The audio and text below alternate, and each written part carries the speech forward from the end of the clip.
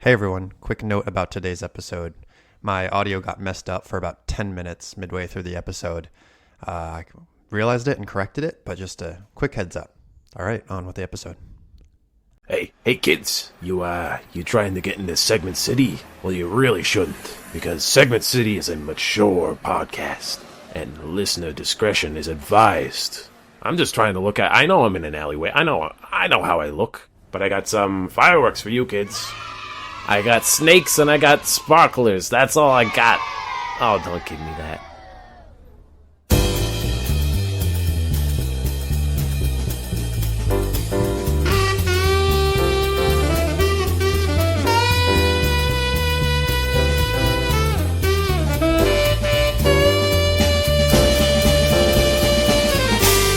Will, what do you think of the game Yahtzee? Game of Champions, Yahtzee. Yahtzee! I love yelling it. Don't know much about the actual game. What do you mean don't know much about the actual game? It's a simple game. You don't know much about it. No, my parents, we just never played it. You never played the Game of Champions, Yahtzee, for the people? This is a classic. This is unbelievable. I played so much Yahtzee growing up. You haven't bathed in fruit leather like I did in my childhood? No, what are you talking about? Yahtzee is fruit leather. You go to any old person's house, they have like 3 games, and it's like Pictionary, Monopoly, and Yahtzee. Those are in every household in America. I'm convinced. Yep. I even Annie and I she showed me some Instagram reel of a guy, and he was packing for his own what was it called? It's not a bridal shower. It's a groomsman party or whatever. Sure. And he had multiple suitcases full of board games. Yep. Yeah, dude. I want to go to that. I wanted to go to that bachelor party. And he was like, well, you got to have like Risk and things like that. No, and then you don't gotta have Risk. You don't gotta have Risk. Discussion of everybody has Risk. Risk is not a game I would necessarily bring unless you want a war of attrition to go on. Unless you want that bachelor party to last for I don't know, maybe 10 years, 3 weeks. Yeah. The actual length of World War II. Actual length of war, yes. But Yahtzee, I do agree, it is on a lot of shelves. Right. I'm shocked. Not played it though. Okay, well, all you need to know for this story is that it's not it's almost entirely luck based. There's a little bit of decision making, but you're rolling 5 dice and trying to get the best result. So it's like King of Tokyo, where you roll 5 dice, you keep the ones you want, you roll again, you keep the ones you want, and you one last time. So you roll a total of 3 times, and you roll whichever ones you want. And a Yahtzee is when you roll 5 of the same number. That's a Yahtzee, and it's worth a bunch of points. Okay, and then you get excited and yell, Yahtzee! Yahtzee! The only thing I know. That's all the thing you need to know. So I was playing with another person who had never played Yahtzee before, and they did absurdly well. Like, stupidly well. I did the math. Yahtzees everywhere, just flying everywhere. So Yahtzee. They got one Yahtzee, which it's hard to get one. It's hard to get one Yahtzee, but they got it. They got it almost immediately. First of all, like they within the first 3 turns, they got their Yahtzee, and they're like, I don't get it. This seems easy. and so I did the math about if you get one Yahtzee, what is the best score you can possibly get? Assuming one Yahtzee, and it was something like 358. As like the maximum score with one Yahtzee. And he got 318, which is like about 100 better than I've ever seen anybody do at Yahtzee. Bam. It was absurd how well he did.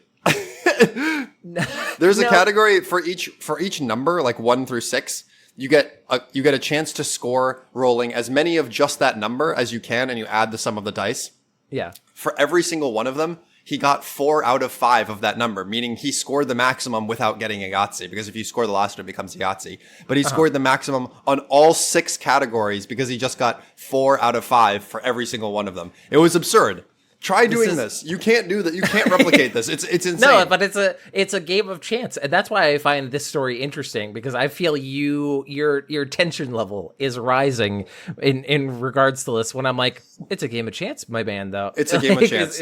Does that soften the blow a little bit? Though at the same time, I was drinking Jimmy Buffett margarita mix, and I was feeling good, so I was pretty mentally detached. I was pretty good. I was in a pretty good space.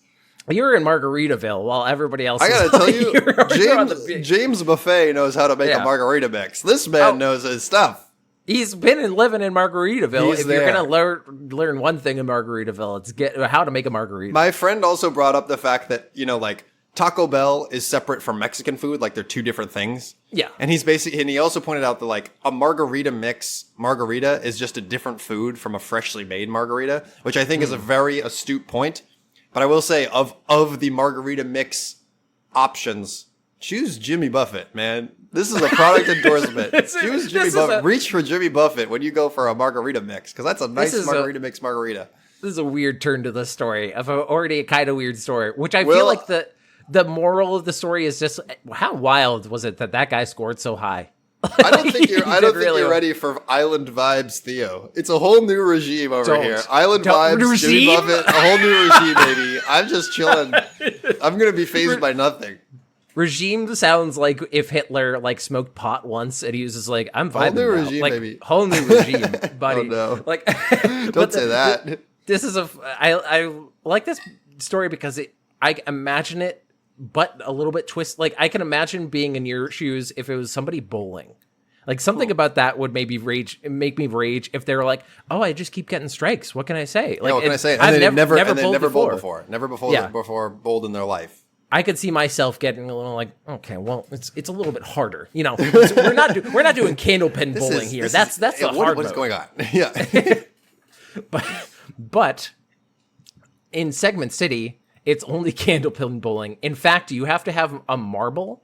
They go even smaller, where you throw a marble at some pins that are very tiny. You have to get it all the way down the lane. For people who don't know, candlepin bowling is like a little hand-sized. It's a Massachusetts thing, ball. I think. Yeah, and so it's like you got to have real good accuracy. It's much harder to get a strike because the pins are straight; they're not bulbous, and so they don't bonk into each other as much. Yeah, and the balls are like way smaller and don't have the finger holes. Anyway.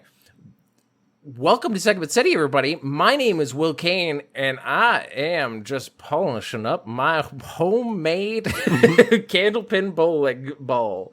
I bring it to every single tournament. And I'm Theo Zapakos, and turns out I'm into Jimmy Buffett margarita mix. Enough said. That's it. It's a whole personality trait. And this is a podcast in which Theo and I, we dumpster dive our way through the internet. We get those good comedy morsels for you, and we package them into segments from all your favorite websites like Wikipedia or Amazon. And this week, we're going to start with a Will Stupid Thought. Although I'm going to shift my Will Stupid Thought because you said something that I don't know if we've discussed on the podcast before. We might have discussed it even last episode. It's been something a week or so before. About the concept of having you said there's Jimmy Buffett. You're going to go into your Jimmy Buffett phase. Island. I'm not ready for Island Theo, and you know what? The world isn't. No one is. And I think about this a lot. That there is multiple pathways that we all have into multiple different futures that are possible for us. Because I've been told by people I have many different ways that I could age and go into different fashions, different like activities. Peacoat Will is one that is fancier Will. They're on the little bit more eccentric side. Big Hat Will is absolutely a possibility. I don't think I could see Big Hat Will. Really? Like a New Hampshire. I'm thinking like a wide brim, like New Hampshire man hat. I could see maybe. I owned one of those hats when I was younger. I think you wear that hat for a while. You're feeling pretty good about yourself, and then some middle schooler is like Forrest Gump looking it roasts you, and you crumble internally, and you give in immediately, and you stop wearing the hat. I will say it was not going to be from an outside source of a child. It's going to be a call from inside the house. It's going to be for my friends and family saying I look like a jackass. I don't know about that, dude. Because that is literally why I don't wear flat caps, even though people say I look good in flat caps, is because the first time I wore it in college, the first thing our friend Audrey said to me was like, "What are you, a fucking newsie now?" Like it's like immediate. And I was just like, somebody would be like, extra. "All right, that hat's making you look like Indiana Jones just stuck to his desk job. All right, bro, chill out." No. But that's for you though. I feel like we've talked about this. I could see you going crunchier. There's a possibility that's crunchier. I was talking with my friends about this. The natural evolution of any tech job, anybody who's in a tech job in Boston is you inevitably end up taking a trip to REI and getting a lot of equipment. It's part of the natural progression of the tech worker in the Boston area. And I've definitely crossed that threshold. Don't worry about me. I've checked that box. So I could go crunchier. Like you'd see me doing like, all right, I'm taking a week off. I'm off the grid. I'm going backpacking. You were in Vermont. Recently. I was off the grid, baby. That was off the grid. Yeah. There's the Venn diagram of people who rock climb and software developers. Surprisingly close circles. Like this is a lot of overlap. Yeah. A lot of people I know that do that. I think also for Jimmy Buffett, I have friends that are currently in their Jimmy Buffett phase. Like they immediately went into Island Time and they got a tiki bar. Like they're 20s. Yep. Like they're like, yeah, I know what's gonna happen.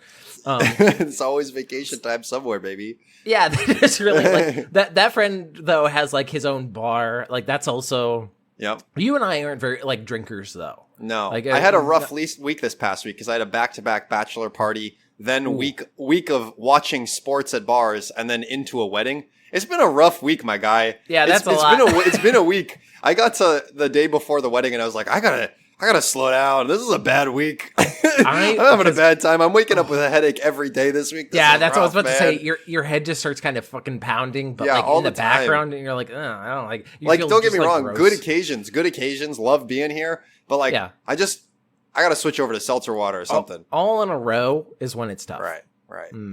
Yeah. I think I'm in a pretty good space in what Will I am currently.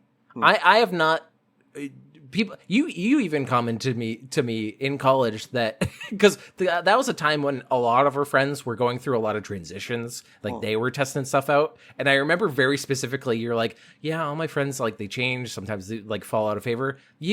You stayed the same. Steady she goes. Like, solid as a rock. Always wearing my flannel shirts. Right. So I'm pretty consistent. From old Will. All reliable. The biggest shakeup is that I got better fashion sense in terms of like it's still the same clothes, but now they fit. I mean, what you did was, I feel like there was some level of like, you know, in high school you're just trying to fit in and wear the cool things, and then I feel like you crossed a border into, wait a minute, I could just wear clothing that represents what I like. Yeah. And that was a big thing. It was like, wait, I'm just going to fly my freak flag, and that's it. It's apparently something that, like, was a thing, because I remember also a family, like, my parents... Did your parents ever do this where they had friends, and therefore their kids who were, like, in similar grades, you were forced to be their friends? I definitely had friends. That. Yeah. Because they went over to some party when it was like, I was in high school, and I was like, I'm not going to that. And then one of the people was like, yeah, Will, he has his own fashion sense. He's got his own thing going on. A weird, like, kind of backhanded, like, at the time I remember it was like, yeah, he has his like own thing. Like, it was a weird his own thing going on. I don't know. I think people are kind of jealous of that though. Like they kind of want to feel secure in what they're wearing, and so they're like looking around and being like, what is everybody just having basketball shorts? Like, I at least had like something. Like, I had a thing at least. You had a thing going on. Basketball shorts? That's not a thing. That's nothing. That's every single boy age 12 to I'm gonna say like 32. 32? Wow. I actually kept on going, and I was like, no, I've seen 29-year-olds. No, I've seen, like, basketball shorts are kind of up there. I will say, since work from home has happened, my summer outfit is definitely just board shorts in the summer. I just walk around with surf shorts. Like, that's just what I'm doing. I could be ready to go to the beach at any time. Not with netting, though, right? No. Netting like, is the worst part. Like board shorts, they're like pop. They're like if you just like cut like sweatpants off at sort of the knee. Like that's what they are. Yeah. I wear those to bed a lot. I actually, I got a pair from the best place to get your clothes from BJ's, which is, for people who don't know, it's Costco. Like it's like a warehouse. I was like, and like every once in a while I'll go there and be like, ooh, those are some nice shorts. Yeah, that's a good deal. And I put them on and I was like, ooh, these are the shorts of the summer. Like, it turns out. This is my hot short summer. But anyway, hopefully your next segment is going to be hot girl segment. Oh, it's a hot girl segment, baby. This comes to us from prnewswire.com because the takeout is dying. Yeah. All right, this one's called Thinking Big, introducing the Big Cheez-It Crunchwrap Supreme and Big Cheez-It Tostada. And Will, you must have heard about this. You just said so many words that my brain... You must have heard about this. I have not heard about this, and so I am not excited, though. I'm not excited. This is not sounding exciting. This feels like they mashed up two greasy foods into one thing, but please You're about to have your brain blasted, Will. Oh, fuck. Here's the article. In a groundbreaking culinary alliance, Taco Bell and Cheez-It have joined forces to introduce a revolutionary food innovation, the Big Cheez-It Crunchwrap Supreme. What does that mean? The Big Cheez-It Tostada, a mouth-watering lineup of cheesy creations that is sure to thrill fans everywhere. With these new menu items, the classic Cheez-It cracker gets an upgrade to a larger size, 16 times larger to be exact. With a 1-to-1 crunch to cheese ratio. That's they have scientists with it. They had a full Excel like PowerPoint where they're just like, as you can see, the crunchiness versus cheese is linear. Like we've gone deep into the Amazon and killed the most rare endangered species because it has this crunch gland, and we've distilled that so that we can combine it with cheese to make the perfect Big Cheez-It. This is that is straight from PR Newswire from Willy Wonka's Chocolate Factory, because that is the bullshit he would pull of like, I went to there's wang doodles and I fucking cut it open and I killed all of them. The latest models of the Big Cheez-It soon-to-be favorites are exclusively available first to Taco Bell Rewards members and the Taco Bell app starting May 30th ahead of a nationwide availability June 6th. So basically what they did is they made a big Cheez-It and then they shoved that inside of a tortilla with a bunch of taco I was so confused because I was like, okay, Cheez-It's small, like tiny little 1 inch by 1 inch maybe. Yeah. I think I remember us covering a Big Cheez-It thing, but that was soft, if I remember. It was kind of like a pastry. That's how I kind of, because I remember being like, how are they gonna make this crunchy? Maybe it was flaky in like a Cheez-It, but this is, they just took one and they were just like, all right, this is already carbs plus carbs equals delicious. Well, it's confusing because I don't really think of like cheddar cheese as with tacos as my go-to, because it's like usually like it's like a taco blend of some sort. Yeah. Or like, you know, at least for like Americanized tacos, they usually reach for that shredded like cheese mix or whatever. A fine shredded. So it seems like an overload of, so basically what they did was they took the taco shell and they made a Big Cheez-It that's now flat, and they piled their ground beef and tomatoes and sour cream on it and told you to eat it like an open-faced sandwich now. That's what you got to do. Oh, that's what they did? Yeah, that's what it looks like. It's like an open-faced sandwich, but it's like tacos. Yeah, dude. That's awful. Now I thought there was going to be a little panache, a little bit of presentation to it, but Will, what are you talking about? The innovation here is inconceivable. They've big-sized the Cheez-It. That is science, though. That's bad science going right for the purpose of bad capitalism. So here's the continuation. Yeah. Here's the subheader. It's called "The Future Is Here, and it tastes like cheese." CHEEZ.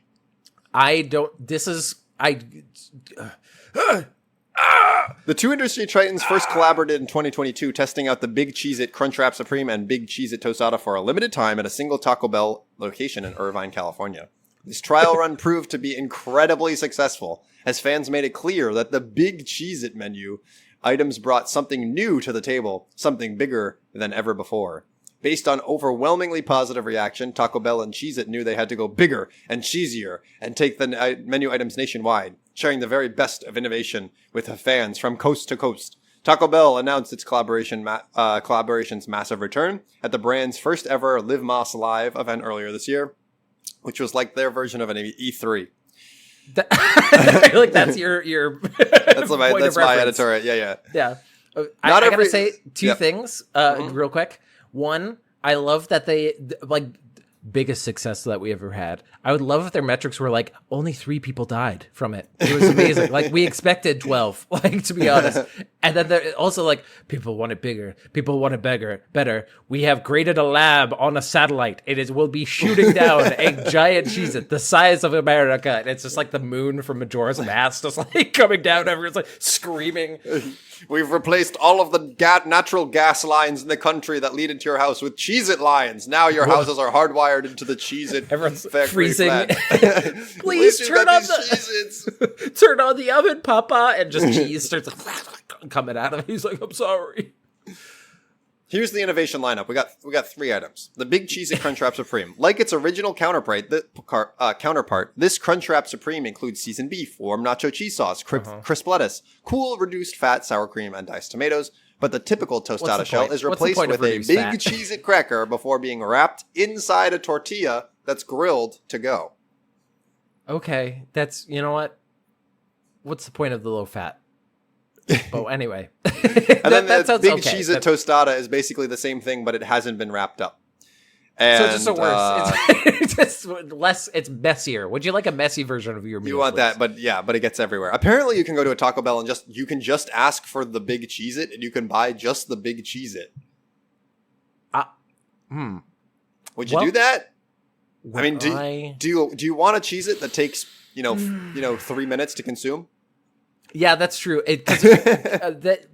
In terms of the soft versus like crunchy, if it is flaky and stuff, that is going to get fucking everywhere. If you try to crunch into it. Oh, can you imagine going to a drive-through? You'll never clean your car again. It's over for you. It's all cheese. Good in luck. There now. See you later. And then in the summer, it just melts into your upholstery. Ugh. Here's a quote.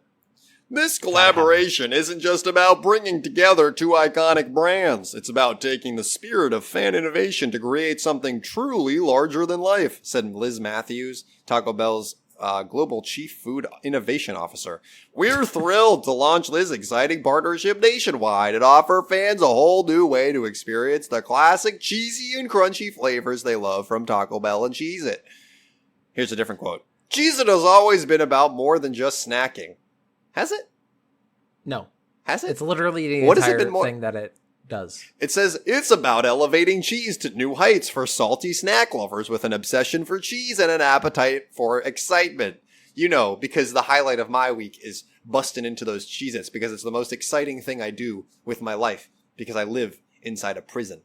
This is what PR people think that normal people, they think everybody else lives in a gray world, like from Blade Runner 2049, where it's like you have to have hologram steak in order to like your food. You get that and you just go like, I love it. Good thing that this is more than just snacking. It cured my colon cancer. I feel like they're trying to sow prophecy like the Bene Gesserit, he will snack on cheese and be salty just like the natives. He will know the ways of the snacking crunch and he will walk among you. You will have to talk to the lady and you'll have to stick your hand into the box. Into the box of Cheez-It. What's in the box? Cheez-It. What's in the box? Big Cheez-It. Did you use the voice on me? And he's just covered in crumbs from all the Cheez-Its that she made him eat. Why am I so full? Boy, get over here and eat another box. Well, if you listeners want to go grab a big Cheez-It, you have time. Well, maybe not. Depends on when this airs. I don't know. You got to go to one specific location. I feel like this, of all the things we say on the show, I would try one of these because it sounds wonky, and I want to see. Sounds interesting. I like a Cheez-It. I like Cheez-Its too. I would be interesting to try one. I think I would probably not go past one though. Do you think that at the Taco Bell headquarters, they have all of their Taco Bell products and then just an array of other things that they try mixing in just to see if it's anything? Like, all right, we're going to take 53,221. All right, we're mixing in gummy bears into a beef burrito. Then we're going to just see if it's anything. It's like Unchopped when they just have that back area where it just has like... just all the food you can imagine. Every single thing, yes. As much as you could have. I thought you were going to say, because they were like, oh yeah, our chief global innovation officer in the middle of the thing was like, containment breach. Like, get that cheese monster back in the cage. We can't have all this innovation getting out. Our chief innovation officer, an 8-year-old with ADHD, has decided that this is the direction our corporation is going. We listened to our prophet, which is that 8-year-old going. And then, so my friend, they had, they made their own candy burrito because they got, fruit by the foot. Do you know fruit by the foot? And they wrapped it around and, then they had a bunch of gushers in there too. And that's genius. That is genius. Candy burrito would absolutely do gangbusters at Taco Bell, given what my knowledge of their demographics. You're not wrong. But Will, I hope that we can move on from this segment into your segment, which I hope has less crunch factor. Give me less crunch factor. There's the only thing that is crunchy is the word K, which we will get to. But this is a continuation kind of a segment that we did last time, because last time I told you about the world's funniest joke. The world's funniest joke. From Laugh Lab. And scientifically proven to make you laugh. Scientifically proven If you want to hear what the funniest joke was, go to the last episode. But I found that because from another Wikipedia article. So this is a Wikipedia. This is not technically Wikipedia historian. This is like Wikipedia explains something. And this is a Wikipedia article for inherently funny words. K-sounds. K-sounds is one of them. We'll get to that, though. An inherently funny word is a word that is humorous without context, often more for its phonetic structure than for its meaning. So vaudeville words... is that what they're called? Vaudeville tradition, I should say. Well, I'm jumping ahead, sorry. Vaudeville tradition holds that words with the K sound are funny. A 2015 study of Alberta suggested that the humor of certain nonsense words can be explained by whether they seem rude and by the property of entropy. So we'll be explaining that. This is just like the summary of it. But vaudeville words, getting back to where I was jumping to, can be found in Neil Simon's 1972 play The Sunshine Boys, in which an aging comedian gives a lesson to his nephew on comedy, saying that words with K sounds are funny. 57 years in this business, you learn a few things. This is a quote from that play. You know what words are funny and which words are not funny. I like the Grandpa, please. These are your last will and testament. Say something meaningful. Shut up! Please. I gotta teach you about comedy. Alka-Seltzer is funny. Alka-Seltzer. You say Alka-Seltzer, you get a laugh. Words with K in them are funny. This implies that it's like the Family Guy bit about 9/11, like how politicians just have to say 9/11. He's just getting on stage and going like, Alka-Seltzer, and everyone's like, and the whole other, whoa! Amazing. Casey Steigle, that's a funny name. Robert Taylor is not funny. Cupcake is funny. Okay. Tomato is not funny. I don't think I agree with that. Tomato's not funny. Will. Cookie is funny. Cookie, that's funny. Cucumber. That's funny. Especially if you say a cucumber. Cucumba. Car keys. Cleveland. Cleveland is funny. Cleveland is... Hey, Cleveland, good job. You made it. You're funny. Inherently funny. You're inherently Maryland? Maryland is not funny. Not funny. Then there's chicken. Chicken is funny. Pickle is funny. Cab is funny. Cockroach is funny. Not if you get them, only if you say them. Yeah, that's the what's her name? She was in Poker Face and Russian Doll. I forget what the actress's name, but she says cockroach with the most New York. Goes cockroach, and there's I love it. Cockroaches everywhere. Richard Wiseman, by the way, Richard Wiseman is the guy from Laugh Lab from last time. He is. I've never seen a man advertise himself on Wikipedia as much as this man is. He really like wants you to know about his bona fides. I did this study, and also he tells us what his bona fides are in this, which I don't think we had last time. This is I'm maybe I misread, but a professor. Don't you remember last time he listed under his special skills seances? He did so many seances things. was one of his special skills. Hard to keep track of. He's done so many projects, most of which are truly silly a renaissance man. A renaissance man. He is a professor of the public understanding of psychology at the University of Hertfordshire. Which I don't understand what you're trying to say. I need somebody. Please, I need somebody to explain to me. Listen, what I've learned is that the public does not understand psychology. No. That is all what you brought me here for. I'm just for the public understanding of this. I know you came for laughs because I am the science professor about comedy, so I'll give you this. Cockroaches. Cockroach. I also like that we're using the same New York accent, even though this guy is from Hertfordshire, or at least working in Hertfordshire. Not a funny word, not a funny place. So this goes back to the Laugh Lab thing. He conducted an experiment to determine whether words with a K sound, which is part of this the previous Laugh Lab thing, with K sounds were actually considered funnier than others for English speakers. His Laugh Lab tested the degree of funniness among a family of jokes based on animal sounds. The joke rated the funniest was also the one that featured the most K sounds. Two ducks are sitting in a pond. One of the ducks says quack, and the other said, "I was going to say that."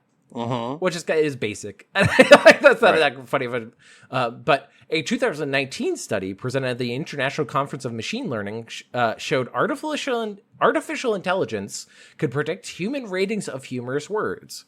After collecting humor ratings for multiple people on 120,000 individual words, they were able to analyze the data using AI algorithms, which I'm going to take a little point to say. That they made an AI to tell me what's funny? You and I are programmers. We are software developers. So we know firsthand that people don't know what AI fucking means. This is just an algorithm. It is not learning I'm almost anything. surprised that we got through an entire Taco Bell cross Cheez-It post without something about AI. It's almost incredible they didn't mention it. That's true. We went through, maybe that's how they're trying to figure out the best flavors, is by just doing an AI that goes, gummy bears and mustard. Maybe that is delicious. Is that something? Feed it to me and I'll find out. But I'm going to say that this is, I would not, they make a big stick about how it's artificial intelligence. Maybe it is. Artificial intelligence is a weird, it's hard to put into a box or differentiates it from just an algorithm, because this just I always like the idea that they make us very specific algorithm or a very specific AI, and AI implies that there's this is an intelligence. It's learning, it's doing new things. Yeah, it's an intelligence that's whole personality is, that's not a funny word, I'll tell you a funny word. All it's really doing is seeing if it has a lot of K's. Anyway, so what? How could you reduce our incredibly complex and sophisticated algorithm to that? But this algorithm to identify clusters of people with similar tastes in humor. The words with the highest mean humor ratings were identified as asshattery, clusterfuck, douchebaggery, poppycock, craptacular. Douchebaggery doesn't have any K sounds at all. I don't know. Craptacular, cockamamie, gobbledygook, gabagool. Gabagool's a good one. Come on, gabagool. Nincompoops, wanker. Wanker is just an insult. That is an actual swear word. And kerfuffle. This study not only found that AI could predict average humor ratings on individual words, the differences in meanings rating versus women and men, which is a weird differences in... Anyway, but it also predicted differences in individual senses of humor. Robert Beard, a professional eremitist of linguistics at Bucknell University, told an interviewer that, quote, the first thing people always write into his website about is funny words. Beard's first book was the, quote, or the title of the book was The 100 Funniest Words in English. And among his own selection were words like absquilate, boyangs, collywobbles, fartlick, filibuster. Excuse me, is fartlick a real word? Fartleck. Fartleck is technically... Fartleck. Yeah. Fart and then L-E-K. Filibuster, which is not that funny. Nothing funny about that. No, nothing funny about a filibuster. In America, that is not very funny, because that's causes a lot of strife in politics. Gongoozle, which I do think is funny. Gongoozle. Hemi, demi, semi-quaver. What? That's just them building up pre stuff of hemi, demi, and semi. I don't know what quaver. Maybe that's voice or something. So you know what? You've discovered prefixes then. Huh. Okay. Yeah. And snollygoster. That's a good one. Some words are humorous not necessarily because of their pronunciation, but because of the absurdity of their own meanings. One such example is centicameral, which would refer to a legislator composed of 100 branches, which is its humor derives from the conceptual ridiculousness of such a governmental institution. Okay, so that bureaucracy, how humorous, incredible. That is the most British fucking thing I've ever heard of. Well, you see, it's very funny because could you imagine that government possibly passing any kind of legislation? They don't even have a House of Lords. But they get into also rudeness and entropy is the next section. A 2015 study published in the Journal of Memory and Language examined the humor of nonsense words. The study used a computer program to generate pronounceable nonsense words that followed typical English spelling conventions and tested them for their perceived comedic value to human test subjects. So basically, they created it created nonsense words that kind of sound like real words. Okay. The funniest nonsense word tended to be those that reminded people of real words that are considered rude or offensive. This category included 4 of the top 6 nonsense words that were rated the funniest in the experiment. Wong, dongle, shart, which is now slang, right, not a nonsense word, and Focky. To explain why these words seemed funny, the study's author said, quote, "The expectation that you've read or uttered a rude word is raised and then violated because, in fact, it's harmless nonsense. There's a sense of relief of getting away with it." I'm like, ooh, I was bad, but ooh, I'm not actually bad because I just said "focky" instead of "fucky." I think that if a 4th grader went around and was like, "Oh, you gotta be fucking kidding me," I'm pretty sure that they would get reprimanded. I don't think you've gotten away with anything. Yeah, I don't think if you're just like, "Look at my wong, dude," like that does sound like a very middle grade. Oh, my weenus, touch my weenus. Yeah, right. After removing from consideration the words that seemed rude, another factor was suggested to also be significant. The study's lead author, Chris Westbury from the University of Alberta, suggests that the humor of certain invented words can be explained by the property of entropy. Entropy, which is basically randomness, chaos, like a fancy word for that, basically. Which they say specifically Shannon entropy. Which, who the fuck is Shannon? Shannon. How do they get the credit on this one? Their own type of entropy. Here expresses how unlikely the letter combinations in certain nonsense words are. The more unlikely the letters are to be used together in English, the more funny the combination is like to be found. Which they use. Now we're going to get into Dr. Seuss examples. Nonsense words like rhombus and skritz and yazamaztas, which were created by children's book author and illustrator Dr. Seuss, were found to have less probable letter combinations and to seem funnier than most ordinary English words. According to Westbury, quote, "There's actually a consistent relationship between how funny non-words are and how weird they are." This entropy explanation also supports the notion that the words with K in them tend to be more funny, as the letter K is one of the least frequently used letters in the English language. Which is I actually didn't know that. Yeah, I didn't know. You would think it would be higher, but that does make sense for like words with X and Z in them. Mm-hmm. I feel like that because a lot of those examples they gave had like Z's. The idea that humor can be predicted by a word's entropy corresponds to the work of 19th century German philosopher Arthur Schopenhauer, who posited that humor is a product of one's expectations being violated. Which I did. Wait, he was a 19th century linguist? Yeah. Which during the time when in the world you could be, say, inventing electricity. Or, listen, telecommunication. No. My boy Schopenhauer is not. Schopenhauer is on the case to discover true comedy. He is. Was ist das? It's comedy. Imagine being the only German comedian. How lonely that would feel. So he has to create this. But I have heard that before as a like theory of comedy, and I do find that to be a thing in my own like things that I will say purposely unexpected things just to get a laugh out of people.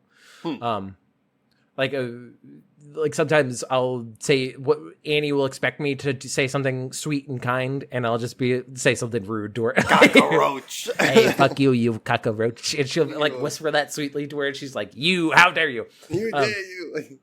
According to Westbury, one of the reasons puns are funny is that they violate our expectations that a word has one meaning. Violating expectations corresponds mathematically to having a low probability combination of letters, which also makes the word seem particularly funny, according to Westbury. To provide a possibly evolutionary explanation for these phenomena, the authors of the study said that the unusual occurrences may be experienced as indicating the presence of potential threats, and that humor may be a way of signaling to others that one has realized that a perceived threat is actually harmless.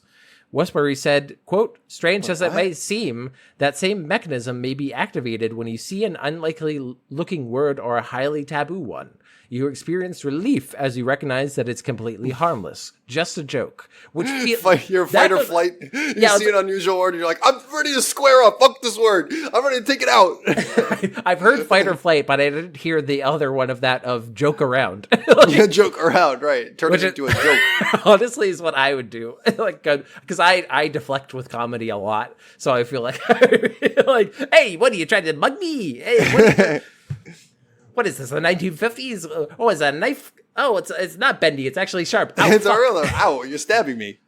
But that brings us to the end of that article. I thought there was a lot of stuff in that I kind of knew intrinsically, but it is interesting to hear somebody like have studies and write things out of like, yeah, it is actually unexpected stuff. Seems like a lot of hocus pocus. Seems like a lot of nonsense. You sound like a boomer comedian, being like, "Hey, I know what I had. I got to laugh."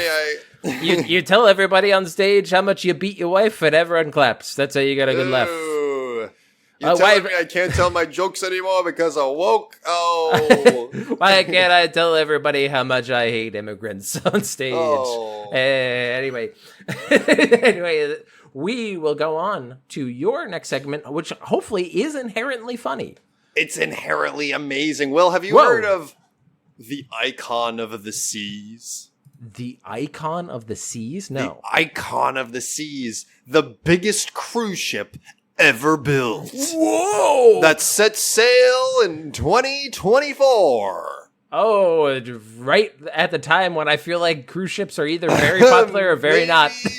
Maybe shouldn't be destroying the environment quite as much as they are, but they're on the case. Don't worry.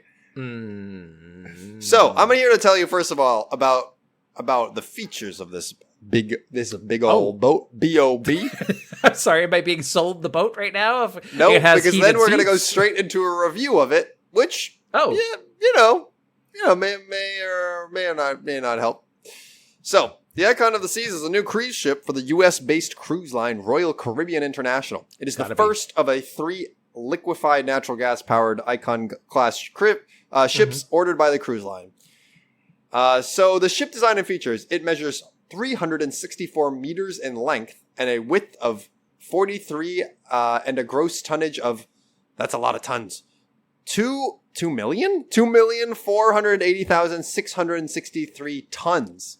Honestly, that's a big boat. It's a big ass boat. I'm imagining like Titanic was a big boat. Everyone said Titanic was a big boat. If you I've seen comparisons between the Titanic and modern cruise ships, and it is like half the size. I'm imagining kind of twice the size of a normal cruise ship, if I'm being honest, because I don't know the normal size, like in terms of actual length of in meters. Like it's hard to. For reference, this is 4 football fields long. 4 football fields. Okay, that's a better. Yeah, That's a big old boat. That's a big boat. That's a big boy. The vessel features. It features 20 decks, of which 18 are passenger decks, and can accommodate a total of 5,610 guests in double occupancy, and an international crew of 2,350, meaning the total people it can hold is near about 8,000 people at a time. That's a lot. That's a lot of people. That's a lot. You know what? I am so destroyed by movies that I'm like, you gotta have enough lifeboats though. Do they have enough lifeboats? Is that part of the features? Maybe. No one cares about your lifeboat. We're gonna die drunk or not die at all if we make it back to shore, all right? We actually spent the extra money on an open bar, so you don't like everyone paid for that expense. Everyone opted in. The vessel features 5 new and 3 recurring areas or neighborhoods named Aquadome, Central Park, Chill Island, Hideaway, Royal Promenade, Surfside, Sweet, and Thrill Island. Why are there neighborhoods? Why are they making it into neighborhoods? When you have the population of a small town on board, you need to have neighborhoods for these individuals. Insane. I do love the idea that there would be like the poor people of like, and welcome to the neighborhood of Shantytown. The poors. I mean, a lot of what I read about this is basically like it's basically like being captured inside an amusement park, meaning like they nickel and dive you for fucking everything on the boat, which is pretty predictable. Pretty predictable. Guests can enjoy a variety of activities and expansive hangout areas in neighborhoods. Mm-hmm. The ship includes 6 water slides, 7 pools, and 9 whirlpools, including the largest pool at sea.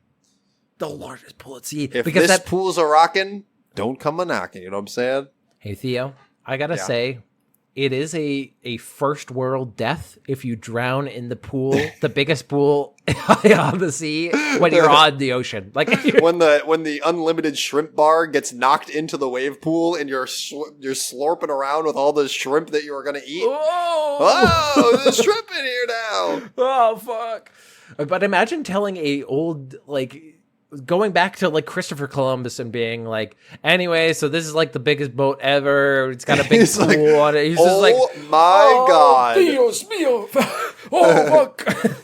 I like that we could be funding a, comprehensive space exploration program, but instead we got to get these boys in their water slide on the road. We got to get them out to sea. Theo, we have to accept that you and I are not the audience for this. Because immediately we were both like, ugh, many people on the sea? Fuck. Ugh. Here's the accommodation aboard the Icon of the Sea. Icon of the Sea has 2,805 staterooms, offering a range of intuitive layouts with more space and accessible options. Its 28 types of accommodation include 14 new categories, ranging from standard rooms to suites, providing additional options for families. They go through all of the options. It's not particularly interesting. It's basically trying to sell you a hotel room. Yep. Here's the entertainment and dining venues. The Aquadome neighborhood offers wraparound ocean views. Yeah, dude, you're on a boat, my guy. Yeah, you can go on the deck. Just go on, but maybe from your room. Aquadome. It offers a wraparound ocean views, a waterfall, and a vibrant evening venue with restaurants, bars, and a marquee aqua shows at the Aqua Theater.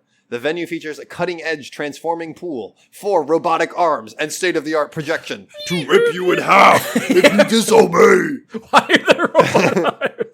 Why? I don't know. I don't trust these cruise ships to have food that's not going to make me sick. I don't think I'm going to be trusting their big robot pneumatic arms. I like the idea that this cruise ship is the world's biggest transformer, and it transforms into a fat robot that just is on vacation all the time and doesn't help Optimus Prime fight the Megatrons at all. Decepticons, you're on your own, Optimus.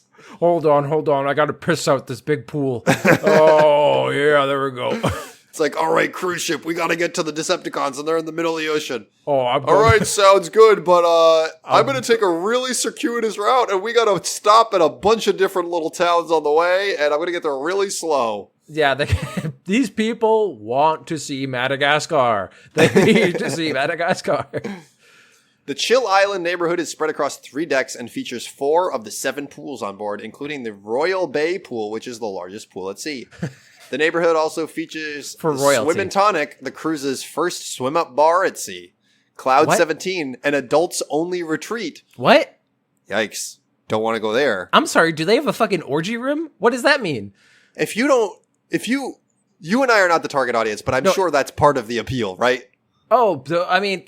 Presumably? Let's take a quick beat to say I think the audience for this is families and geriatric people who just... Yeah. I've heard that it is cheaper to go on a cruise ship than it is to go into an old folks home, and so people legitimately will like fucking die on there. Yeah, so like that is the audience, and I'm gonna say I don't know what the prices of cruise ships are. I always thought they were extremely expensive, but also they seem trashy. Like that's my view on it.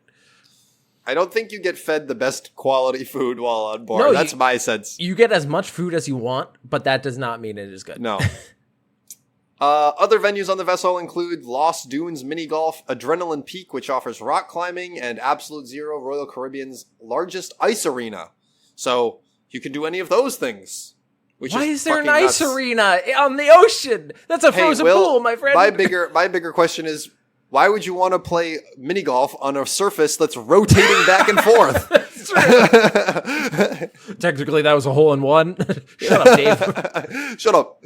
Okay, so I read about this and I was like, that's a really big boat, but I don't have any sense of like what it's like to be on there. Yeah. So to Reddit I went to find someone who had been on this boat. Investigative reporting. Here's an icon. This is a review from a first-time cruiser, which I think is kind of notable because it's like perspective from someone who isn't deeply entrenched in cruise culture and is like bought all the way in. Because I think part of this thing is they try to, once you go on one cruise, they try to like keep getting you to come back with like loyalty programs and incentives and points. Interesting. And so this is just like a person who has just bought a cruise. I will say that I do agree that I think it is interesting, but I would like to hear if it does compare and contrast with other cruises. That would have also been interesting, but I appreciate this perspective. So let's get into it. So here we go. We just got off the Icon, and I have some thoughts and opinions. Mm-hmm. First, I'll say the ship is beautiful. The layout is incredible. We never once felt it crowded or had to wait for anything. We had an infinite balcony ocean view room. We were so grateful for the additional space. Our stateroom attendant, Dwight, did a great job, as did every staff member we encountered. Every show went to was thoroughly enjoyed by all. That was a good opening.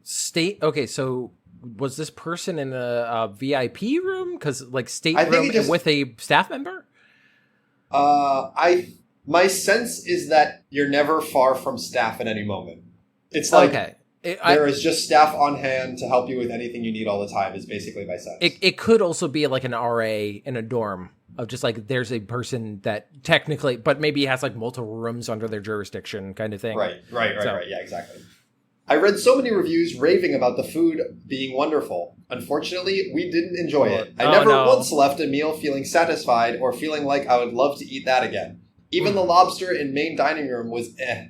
Ugh. I came home ready to eat something good because I was so over French fries, burger, chicken tenders. Yep. My boys thought the sushi was okay, but of course it was an extra charge. That's a reoccurring theme, is the extra charge on top of everything. Mm-hmm. So basically, if you want to go on a cruise and you want to eat hamburgers and hot dogs, that's included. Yeah. If you want anything else, that's an upcharge. More expensive, yeah. The time being moved up in St. Thomas to the back of the boat for 1:30 was disappointing. I'm not sure what that means. It's one of the most beautiful destinations we've ever been to, and we hardly had any time. Oh, okay, so they were going to get off at St. Thomas, and they had hardly any time. Okay. From what I understand, the captain makes the time schedule. It getting moved up almost put our whole planned excursion in jeopardy, and I had to spend $50 on telephone charges to be able to contact our excursion company. We had more time at St. Martin, and the fireworks were a nice surprise. Coco Cay was great. My issue here was I went to ask the day before we arrived to the port to see if we could cancel the water park reservation because my daughter was not enjoying the slides on the ship. She much preferred the beaches at the other two ports, which is, I mean, classic kid. It's like, I don't like the water slides. Yeah, get me something else. I don't want to be here anybody. Give me something else. Yeah. The excursion desk immediately told me I couldn't cancel. It was too late. After some discussion and feeling like I was pulling for more, I don't know what this means. She said I could transfer the funds to something else. Okay, great. We don't have an issue doing that. I asked her opinion on the best beach, and she suggested Chill Beach. We switched to a bed, which I was shown on the map, and a few more were still available. What I wasn't prepared for was to spend over $400 and have a view of the endless rows of free lounge chairs. So I spent that when I could have sat in the front row in the lounge chair that was free. Our friends did the same thing and were offered an additional 20% off. We were not offered that discount. Yeah, Theo is doing... And, like, all of this is just, like, the part of vacation I don't want to do is go and, like, haggle with somebody about, like, what fucking package I'm getting. Like, this is all nonsense. None of this is relevant to you actually getting to spend time with your family. This does feel like a microcosm of a problem that I feel like it's like the enshittification. I don't know if you've heard that term, but it's been used by like economists kind of, or it's become a term now of basically quality of products and services going down because of mass production, as well as just like making your own products shitty so that people will buy them again. Like there's many reasons why they make it shitty. This is another enshittification because the idea for me of a cruise ship is kind of like I went on a bus tour around Iceland and it was wonderful. I loved it. It was Icelandic adventures or something like that. It was like great time. Everything was set like that, and that's what I wanted was the peace of mind. What I don't want is constant questions. Like it feels like it's going contrary to that every single time there's an upcharge. It's just taking you out of what you're supposed to be there for. Like none of this is relevant. Like this is not all expensive paid. Like this is you keep on asking more and more, but I'm trapped here now. Like it's also a reason why I wouldn't want to go is you're trapped on the thing. Right. Yeah. So so I'm going to keep going with the review because it keeps going for a little bit more, but this is just crazy to me that this is the experience that they're talking about. There was ice skating available, but wearing pants was mandatory. We came from a hot area to a cruise ship. We didn't know we would need pants. We didn't know we'd need pants, Will. We didn't know. On the ice, they said the ice rink, but I thought I was going to be able to go in my board shorts. Dang it. This is a wild sentiment where I'm like, what? You are mad about having to wear pants? Excuse me? Yeah, I to a certain extent, I'm an overpacker though, and I would have pants, so I'm not on the same page. But also, like I would have like emergency. This rings to me that this person has never once gone ice skating, because I can't imagine wearing a bathing suit and falling on the ice on my bare ass and having that. Yeah. It's probably not your bare ass, but your bare knees. It's probably to prevent like some. Like some sticking or whatever, like when you lick you're not supposed to like lick a frozen pole or whatever, because it like can freeze your tongue to it, like that kind of thing. This rings to me like this person doesn't skate very often. That's not a big complaint to me. I think the cruise ship is in the right on that. My daughter was devastated, and there were no options on the ship to purchase youth size. My son was not happy about the laser tag and escape room were still not open. He is almost 11 and was upset that there seemed to be more for ages 13 to 17 than there was to do for him. This is another a little bit sour grapesy, like, but you bought the package. Like, I don't know. I don't know what degree families book this trip and then the parents expect basically daycare and are like, okay, bye-bye. Me and your dad are going to whatever, like me and your mom are going to just like hang out. And you can go amuse yourselves. I don't know if that's the dynamic. I mean, it kind of reads to me like that, but I would expect an arcade. Like that was the level I love. Like, we have 3 arcades, but like they have a fucking escape room, right? And it's kind of like there's a Louis C.K. joke about Wi-Fi. Like the first time he went on a plane with Wi-Fi and it didn't work, and the guy was like, "Fucking sucks," and he's like, "This is a miracle." Through the air. Like, and this is similar of like you were doing an escape room on a cruise ship, like on the ocean. Yeah. That is something I've never heard of, and you're mad that it's not there. I can kind of get that it's closed, like. Or I can get being annoyed if it was like a feature that was promised, but it's also like, once again, we are not the target audience. So here's the wrap up. For spending over $10,000 on a trip, I feel like I didn't get close to my money's worth. I could just fly direct to a Caribbean island and do an all-inclusive resort for less than what we paid and have way more beach time. I'm grateful for the experience. We'll probably never do another cruise again. I guess we just don't understand the appeal of cruises. Yeah, I totally respect that feeling, which is like, if you just want to sit on a beach and have your kids go in the pool, you should probably just go to a hotel. This is like, you don't need to be in a moving amusement park to get that as your vacation. A moving town with neighborhood, that's the kind of, and on it, like you said, it's kind of an old folks home because people are there and families. I could imagine. I'm surprised I've never been on a cruise ship. Really? So similar to, because my family has done things that have been kind of adjacent, or I've gone to things like, I remember I went to a friend's birthday party that was like at a water park / hotel. Mm-hmm. Like, and that was which is kind of a cruise ship on land. Right. So like that's kind of adjacent, but I've never, I just don't see the appeal. It's just, I would feel trapped. I wouldn't like, totally. It. But that brings me to the end of our cruise around this segment. Ooh. And I think that brings us to the end. The end of time. We are at the end of time. That's true. I did have another segment, but it's going to have to wait until next time. Keep it locked and loaded. Theo, I'm gonna give a little sneak preview to our esteemed listeners. This was a segment the segments that I'm going to be doing next time, straight from our favorite source, Rachel Robinson.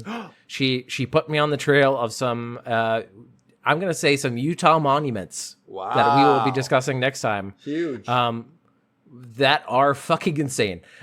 Or at least the things around. One of the things is insane by itself. The other one, the insanity is surrounding it. But you are right, Theo. We are at the end of the podcast, and we have to give a big thank you to those esteemed listeners. Thank you for sticking with us until the end here.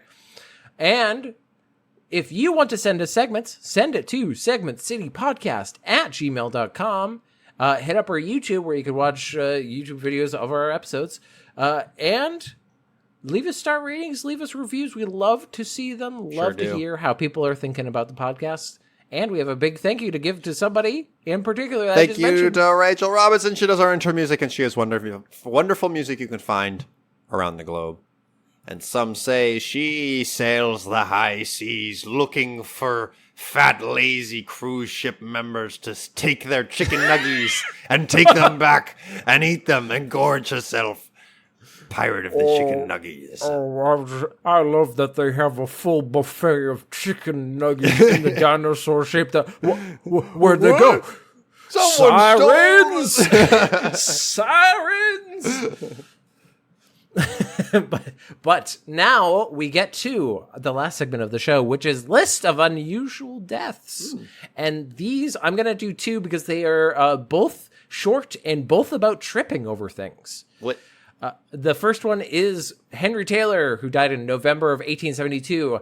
The pallbearer at Kensal Green Cemetery in London was crushed by the coffin he was helping carry after he tripped on a stone. Oh, no. The widow of the man in it reportedly, quote, nearly went into hysterics, which I can see. And this second one is Sir William Payne Galloway of 2nd Baronet, who died December 19th, 1881. The former British MP died after sustaining severe internal injuries when he fell on a turnip while hunting. What? A turnip? He fell What? How did that happen? This man died the most British man absolutely butt smashed a turnip and died. He died a fucking Peter Rabbit death. Like Jesus Christ. It went straight into his guts. I wonder if he like stood up and he's just like, he brushed himself off like, well, that was quite the tumble. Good thing that's over.